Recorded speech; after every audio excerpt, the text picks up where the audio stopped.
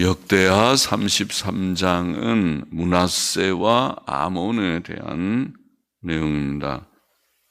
11절부터 좀 보십시다. 므낫세가 위에 나아갈 때에 나이 12세라. 예루살렘에서 55년을 치리하며 여호와 보시기에 악을 행하여 여호와께서 이스라엘 자손 앞에서 쫓아내신 이방 사람의 가증한 일을 본받아 그 붙인 히스기야의 헐어버린 산당을 다시 세우며 바알들을 위하여 단을 쌓으며 아세라 목상을 만들며 하늘의 1월 성신을 숭배하며 해와 달과 별들을 숭배한다는 거죠. 여호와께서 전에 이르시기를 내가 내 이름을 예루살렘에 영영히 두리라 하신 여호와의 전에 단들을 쌓고 또 여호와의 전 두 마당에 하늘의 1월 성신을 위하여 단들을 쌓고 또 흰놈의 아들 골짜기에서 그 아들들을 불 가운데로 지나게 하며 또 점치며 사술과 요술을 행하며 신접한 자와 박수를 신임하여 여호와 보시기에 악을 많이 행하여 그 진노를 격발하였으며, 격발을 일으킨다는 말이죠. 일으켰으며 또 자기가 만든 아로새긴 목상을 하나님의 전에 세웠더라. 옛적에 하나님이 이 전에 대하여 다윗과 그 아들 솔로몬에게 이르시기를 내가 이스라엘 모든 지파 중에서 택한 이 전과 예루살렘에 내 이름을 영원히 둘지라. 만일 이스라엘 사람이 내가 명한 일 곧 모세로 전한 모든 율법과 율례와 규례를 지켜 행하면 내가 그들의 발로 다시는 그 열조에게 정하여 준 땅에서 옮기지 않게 하리라 하셨으나 유다와 예루살렘 거민이 므낫세의 꾀임을 받고 악을 행한 것이 여호와께서 이스라엘 자손 앞에서 멸하신 열방보다 더욱 심하였더라. 사람은 악한 본을 멀리하고 선한 본을 가까이 해야 합니다. 본이 중요하죠. 므낫세는 이방인들의 악한 본을 따라 악한 이방 사람의 가증한 일을 본받아. 그렇습니다. 이방인들의 악한 본을 따라서 산당들을 세우고 바알과 아세라를 섬기는 우상 숭배에 떨어졌습니다. 또 그는 여호와께서 그의 이름을 두신 여호와의 전에 단들을 쌓고 또 여호와의 전 두 마당에 하늘에 해와 달과 별들을 섬기는 단들을 쌓고 또 흰놈의 아들 골짜기에서 그 아들들을 불 가운데로 지나게 하며 그는 아들들을 불로 화제로 제물로 드렸다는 뜻입니다. 또 점치며 사술과 요술을 행하며 신접한 자와 박수를 신임하며 각종 거짓된 신비주의를 따랐다는 것이죠. 여호와 보시기에 악을 많이 행하여 그의 진노를 일으켰습니다. 특히 그의 우상 숭배로 성전을 더럽히고 거짓된 신비주의를 받아들여 행한 죄악들은 하나님을 심히 노하게 하였습니다. 또 그는 자기가 만든 아로새긴 목상을 하나님의 전에 세웠습니다. 유다와 예루살렘 거민들은 므낫세의 꾀임을 받고 악을 행한 것이 여호와께서 이스라엘 자손 앞에서 멸하신 열방보다 더욱 심했다. 그렇게 되어 있습니다. 왕이 타락을 하니까 온 백성이 죄에 빠졌고 유다의 타락이 이방인보다 더 심했다. 그렇죠? 역사상 그렇죠. 목사들이 타락하면 교회가 타락을 하고, 교회가 타락할 때는 세상보다 더 악해질 수 있고, 그것이 중세 천주교회의 역사이기도 했습니다. 10절 계속 보십시다.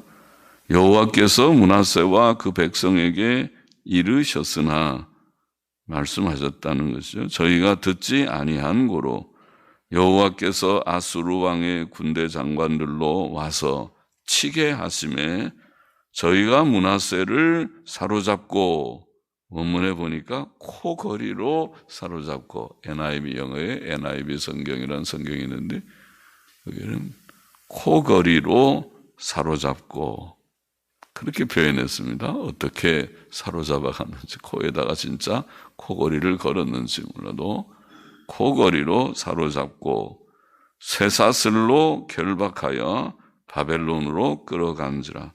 저가 환난을 당하여 그 하나님 여호와께 간구하고 그 열조의 하나님 앞에 크게 겸비하여 기도한 고로 하나님이 그 기도를 받으시며 그 간구를 들으시사 저로 예루살렘에 돌아와서 다시 왕위에 거하게 하시매 므낫세가 그제야 여호와께서 하나님이신 줄을 알았더라.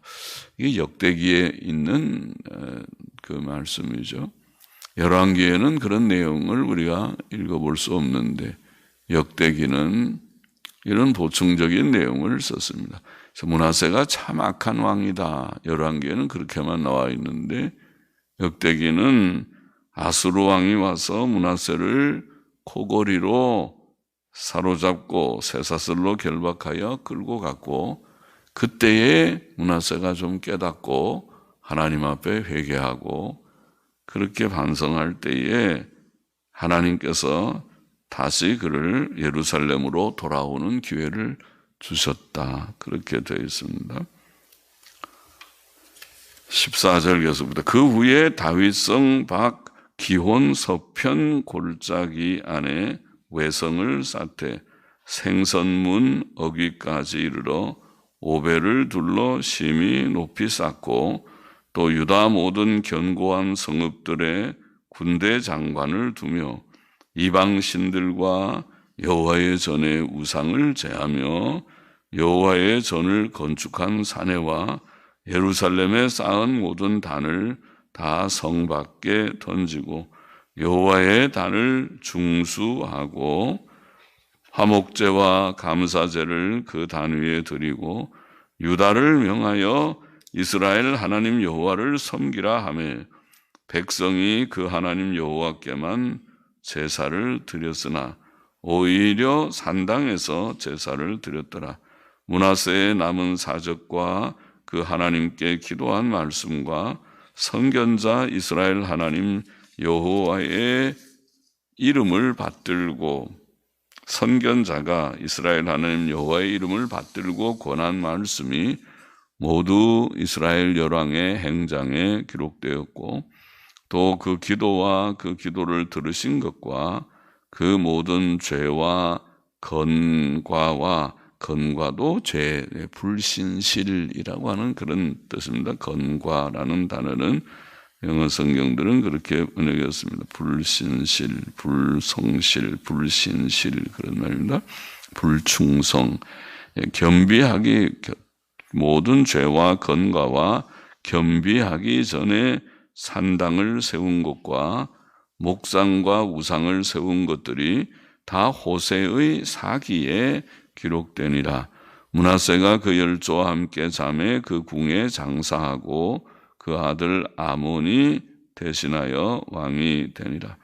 자, 므낫세가 이렇게 회개하였다고 할지 반성한 후에 예루살렘에서 모든 우상들을 제하고 단들을 다 성 밖에 던지고 했지만은 그러나 이제 그렇게 하고 다 하나님만 섬기자 그렇게 말했지만은 그러나 아직 그 예루살렘 밖에 있는 산당들은 제하지 않아서 사람들이 여전히 산당 제사를 드리고 우상을 완전히 다 버린 것 같지는 않습니다. 21절 마저 보십시다. 아몬이 위에 나아갈 때에 나이 22세라 예루살렘에서 2년을 치리하며 그 부친 므낫세의 행함같이 여호와 보시기에 악을 행하여 그 부친 므낫세가 만든 아로새긴 모든 우상에게 제사하여 섬겼으며 이 아몬이 그 부친 므낫세의 스스로 겸비함 같이 여호와 앞에서 스스로 겸비치 아니하고 더욱 범죄하더니 그 신복이 반역하여 왕을 궁중에서 죽임에 국민이 아몬 왕을 반역한 사람들을 다 죽이고 그 아들 요시야로 대신하여 왕을 삼으니라. 자, 므낫세가 나중에 반성하고 회개하고 반성했다고 돼 있지만은 그러나 때가 많이 늦은 것 같습니다. 그의 우상 숭배는 그 아들 아몬에게 많은 영향을 줘서 본인은 좀 깨닫고 회개했는지 모르지만은 그 자녀들한테는 아무런 영향을 주지 못해서 자녀들은 여전히 우상 숭배했고, 그래서 므낫세가 죽은 후에는 아들 아몬이 다시 또 우상 숭배로 돌아갔습니다.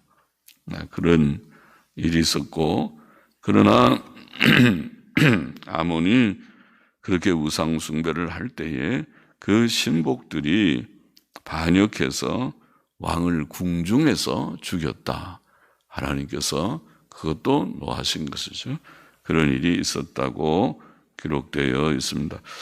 자, 이 장의 교훈들을 우리가 좀 정리해 보십니다. 첫째로,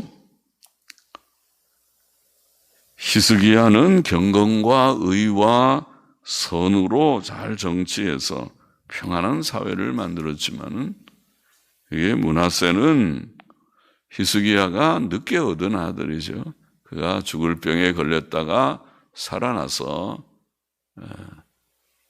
그 지나는 동안에 낳은 아들 같죠. 그러니까 므낫세가 나이 12세라고 그랬으니까 그 때에 얻은 아들입니다. 그런데 그 아들은 불경건하고 매우 악했습니다. 지도자가 누구가 되느냐에 따라서 나라가 완전히 바뀝니다. 참 지도자 한 사람의 역할이 참 큰 것입니다.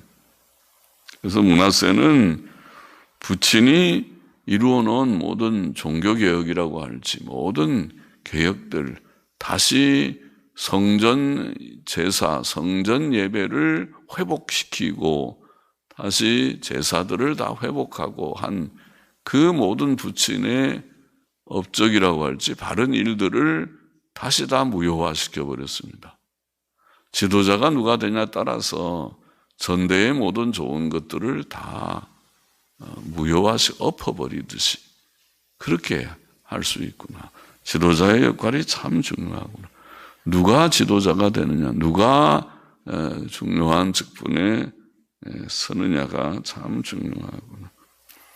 물론 우리의 참 지도자는 하나님과 예수 그리스도밖에 없다. 마태복음 23장에 주님께서 너희는 아비라 칭하지 말고 지도자라 칭하지 말라. 랍비라 칭하지 말라. 너희는 다 형제요 자매다. 그래요. 우리가 다 겸손하게 우리는 부족한 자들이다. 이렇게 서신해야 되지만은, 그러나 하나님께서 이 세상에는 지도자들을 세우셨습니다. 이 세상에는 나라의 왕도 세우고 대통령도 세우고 수상도 세우고 또 도시에는 시장도 세우고 각 도에는 도지사도 세우고, 누가 되느냐에 따라서 그 사회가 많이 다를 것입니다. 어떤 사람을 세워야 되느냐, 우리가 성경에 지금 가르침대로 경건하고 도덕성이 있는 사람을 세워야겠습니다. 그렇죠? 세상도 그렇습니다. 세상의 이치도 도덕성이 없으면 사람이 경건하지 못하고 하나님 두려운 줄 모르고 도덕성은 곧 인격성을 만드는데 도덕성이 있어야 좋은 인격이 됩니다. 사람이 그 인격의 요소는 우리가 성경을 통해서 잘 알고 있습니다. 많이 듣고 또 많이 읽고 있고. 그래서 경건과 도덕성, 경건에는 우상 숭배라고 하는 문제가 항상 걸려 있죠. 우상 숭배하지 말고 하나님을 경외하고 하나님의 법도대로 사는 것이 도덕성입니다. 도덕성은 의롭고 선하고 진실하고 그 속에 겸손도 들어있고 그렇죠. 그런 인격, 사람이 항상 정직하고 정의롭고 그리고 착하고 선하고 진실하고 거짓되지 않고 속이지 않고 그리고 겸손하고 그런 인격성, 그것이 도덕성에서 나옵니다. 하나님의 모든 말씀이 그렇습니다. 그래서 경건과 도덕성을 갖춘 지도자, 사회의 지도자도 그렇고 교회에 우리가 지도자랄 것도 없지만은 그래도 하나님이 세우신 목사와 장로들은 그런 자격자들이 되어야 할 것이다. 그렇지 못하면 그 교회는 불행하고 그 사회도 불행하고, 그러나 좋은 목사들, 좋은 장로들이 몇 사람, 그들이 많지 않아도 이 사람 저 사람 수만 많다고 되는 것이 아니라 바른 사람들이 그 직분을 가질 때에 그 교회가 바로 가겠습니다. 교회의 모든 행사가, 모든 진행하는 것이 바른 길로 잘 갈 수 있는 것은 그 직분자들의 역할 때문입니다. 그들의 생각, 판단, 결정, 그들의 나아가는 방향이 바를 때에 성경대로 바로 잘 가면 그 교회는 복되고 평안할 것이고, 그렇지 못하면 복되지 못하고 하나님께서 복되게 하지 않고 평안치 않고 또 진실한 성도들은 거기에서 탄식하게 될 것입니다. 이거는 아닌데 왜 교회가 이럴까? 왜 이 사회가 이렇게 돌아갈까? 이거는 아닌데, 이렇게 가면 안 되는데, 저는 옳지 않은데, 그렇게 생각하는 사람들이 많을 것입니다. 우리는 세상에서도 대통령 뽑을 때, 또 지방자치단체장 뽑을 때, 이제 우리 서울도 시장 선거 내년에 보면은 한다고 그러지만은 참 이 우리나라의 제일 큰 도시인 서울과 부산에 다시 엄청난 많은 돈을 들여서 다시 또 선거를 한다는 것은 이거 작은 문제가 아니고, 그 돈이 막 하늘에서 그냥 막 떨어지는 돈입니까? 은행에서 막 찍어내면 되는 돈입니까? 그것이 다 이 모든 백성들의 피땀 어린 그 열심히 돈 벌어가지고 세금 내고 한 그 세금들이 나라를 운영하는데, 공무원들 돈들이 그냥 막 나오는 돈입니까? 한 명의 공무원도 놀아서는 안 되고, 그래서 다 민간기업하고 공무원들을 비교하는 것입니다. 민간기업은 그렇게 노는 사람이 있으면 다 그거는 퇴출시켜버릴 것입니다. 능률이 나지 않습니다. 그렇게 해가지고 무슨 소득이 납니까? 놀면서 그냥 다 돈 뿌리는 거는, 그거는 직장이 아니고 그것은 오히려 해가 되는 것입니다. 그래서 다 열심히 일하고 거기에 대해서 소득이 있고 그렇게 돼야 그것이 정상이고, 그래 바로 되는 것이 아닙니까? 그래서 도덕성이 있어야 되는데 도덕성이 없다니 참 탄식할 일이 아닐 수 없습니다. 그래서 바로 잘 뽑아요. 바로 잘 경건을 우리가 다 기대할 수는 없어도 그래도 하나님을 두려워하는 자들이 됐으면 좋겠고, 사람이 하나님 두려운 줄 모르고 교만무쌍해서 그런 사람들은 하나님께서 기뻐하지 않습니다. 교만한 사람은 물리쳐버립니다.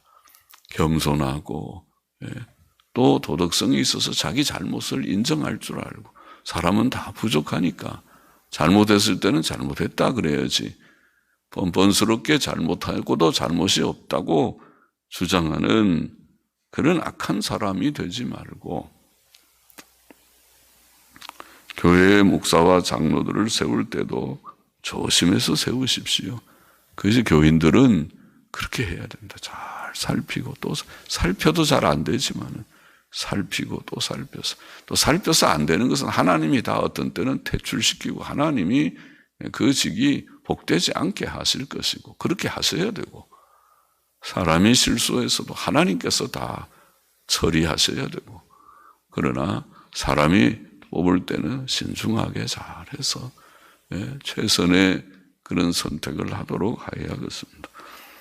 자, 둘째로 이게 므낫세의 죄는 그러면 무엇입니까? 므낫세의 죄는 우상숭배의 죄였죠. 우상숭배의 죄 때문에 그렇습니다. 므낫세의 죄가 많지만은 특별히 우상숭배, 그가 의인의 피를 많이 흘린 것도 열왕기에 나와 있지만은 특별히 우상숭배의 죄가 이게 므낫세의 죄의 주된 그런 내용입니다. 우상숭배의 죄를 짓지 말아야 된다. 현대인들의 첫 번째 우상은 돈이다. 그렇게 우리가 늘 말하죠. 돈이다. 이 물질주의적인 세계, 자본주의 사회에서 우리가 늘 조심해야 될 것이 돈 사랑이다. 자본주의 체제는 그 체제 자체가 옳지만은 그 자본주의가 다른 것이 아니라 자유시장 경제라는 것입니다. 각각 알아갖고 열심히 일하는 사람이 돈 벌어서 사는 것이 자본주의입니다. 통제하지 말아라. 그거 자꾸 통제하면은 경제가 다 죽는다. 사회주의는 중앙 통제적인 정치를, 그 체제를 말합니다. 모든 계획적 경제라고 그러죠. 정부에서 다 모든 걸 계획하고 통제하고 그러면 될 것 같지만 그렇게 하면 경제 다 죽어버립니다. 그래서 그렇게 사회주의 실험한 나라들이 다 죽은 것입니다. 죽었던 것입니다. 지금은 다시 자본주의로 돌아가지 않았습니까? 그것이 좋은 경제라면 소련하고 중국이 왜 자본주의를 택합니까? 그냥 그대로 하지. 그러나 그렇게 해서 경제가 다 죽게 되니까 왜 북한은 왜 장마당 경제를 합니까? 그냥 다 중앙 통제해서 잘 하지. 미국이 제재해서 그렇습니까? 그런 말 하면 안 됩니다. 제재해서 그런 것이 아니라 중앙 통제를 하면은 다 일 안 합니다. 우리나라도 마찬가지죠. 다 세금 가지고 나눠주기 시작하면은 누가 일하겠습니까? 일 안 해도 다 똑같이 돈 받으면은 돈 받아 먹고 살기를 다 좋아하지. 그렇게 하면은 망합니다. 나라가 다 망하는 것입니다. 열심히 일하도록 자꾸 격려하고 일자리 창출은 세금 가지고 나눠주는 그런 사람들 이상한 요새 일하는 거 많죠. 그래갖고 막 나눠주는 그게 아니고 그건 일자리가 아니고 나라를 병들게 하는 것이고 건전하게 일해서 소득을 얻을 수 있는 일들을 자꾸 만들어내는 연구를 해야 되지. 그래서 그건 기업들을 활성화시켜야 된다. 기업들을 옥죄해서 기업을 다 죽이면서 일자리 창출이 되는 것이 아닙니다. 그것은 사고방식 자체가 잘못된 것입니다. 그것이요. 그러나 여하튼 자본주의가 성경적으로 우리는 옳다고 그건 하나님께서 주시는 원래 방법이에요. 각자 자기 노력해서 부지런히 일하는 사람이 소득이 있는 것이에요. 그리고 제대로 통제하지 않고 내버려 두는 거죠. 그들이 잘못된 거래만 하지 않으면 불법한 일만 하지 않으면 열심히 일하라고 그냥 내버려 둬야 경제는 살아나게 되어 있어요. 이치가 그렇다고 우리는 생각합니다. 그러나 한 가지 돈 사랑이라고 하는 탐심은 경계해야 된다. 이것이 성경의 가르침이고 또 우리가 유념해야 된다. 그래서 탐심을 우리가 버리고 탐심을 버린 표가 자족하며 사는 것입니다. 먹을 것과 입을 것이 있은즉 족한 줄 알고 늘 살고 열심히 일은 하지만은 그러나 더 자꾸 그렇게 구하지 말고 먹을 것과 입을 것이 있으면 감사하면서 살아가고 또 자기의 형편에서 나보다 더 어렵고 힘든 사람을 보면 같이 나눌 줄 알고 그게 구제라는 것입니다. 구제는 돈이 많아서 하는 것이 아닙니다. 잠언 11장의 말씀대로 흩어 구제하여도 더욱 부하게 되는 일이 있나니 과도히 아껴도 가난하게 될 뿐이니라. 구제를 좋아하는 자는 풍족하여질 것이요 남을 윤택하게 하는 자는 윤택하여지리라. 그렇게 말합니다. 있어서 하는 것이 아니라 구제함으로 더 복을 받는 것이다. 그렇게 되어 있습니다. 성경의 교훈은 탐심을 버리고 돈 사랑을 버리고 우리가 자족하며 사는 자들이 되어야 하겠습니다. 현대인의 우상은 돈 사랑이다. 돈이다. 셋째로 므낫세는 아수르 군대 장관들이 와서 그를 쇠사슬로 결박해 바벨론으로 끌어갔을 때 하나님께 회개하고 겸손히 하나님께 간구함으로 하나님의 긍휼을 입어서 다시 돌아오게 되고 그때 하나님을 그가 알게 됐다. 그렇게 되어 있습니다. 사람이 범죄할 때에 하나님께서 때때로 고난을 주시죠. 믿는 자들에게는 반드시 주실 것입니다. 범죄하면 고난을 주시고 그 고난은 회개할 기회고 회개에 이르게 하는 유익을 주는 기회입니다. 시편 119편 71절 고난당한 것이 내게 유익이라. 이로 인하여 내가 주의 율례를 배우게 되었나이다. 이사야 55장 6절에 보면 그런 말씀이죠. 너희는 여호와를 만날 만한 때에 찾으라. 가까이 계실 때에 그를 부르라. 언제가 만날 만한 때, 언제가 가까이 계실 때입니까?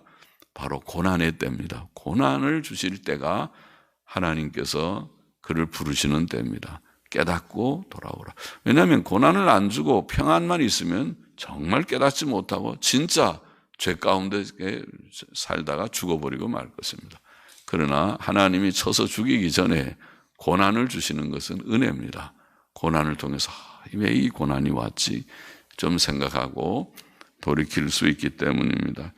고난을 당해서 하나님께서 우리에게 회개할 기회를 주셨구나 깨달아질 때에 즉시 회개하고 돌아와야 하겠습니다. 므낫세는 그래도 그렇게 회개한 그런 점이 있다고 기록되어 있습니다. 같이 기도하십시다. 하나님 아버지, 우리가 세상에서도 그렇지만은 교회가 주님 좋은 목사, 좋은 장로들을 세울 수 있는 그런 바른 판단력을 교인들에게 주셔서 교회가 주님 정말 하나님 앞에서 복된 교회가 항상 되게 하여 주시기를 소원하며 또 므낫세의 잘못이 우상 숭배였는데 오늘 시대에 우리의 우상 숭배가 돈 사랑이므로 돈 사랑, 탐심을 우리가 늘 경계하고 자족하는 마음을 다 주셔서 하나님 앞에 이 우상에 떨어지지 않는 현대인의 우상인 돈 사랑 우상에 떨어지지 않는 우리들이 되게 하여 주시고 하나님께서 우리를 사랑하셔서 이런저런 고난을 주실 때에 그것이 우리의 죄로 인하여 온 경우라면은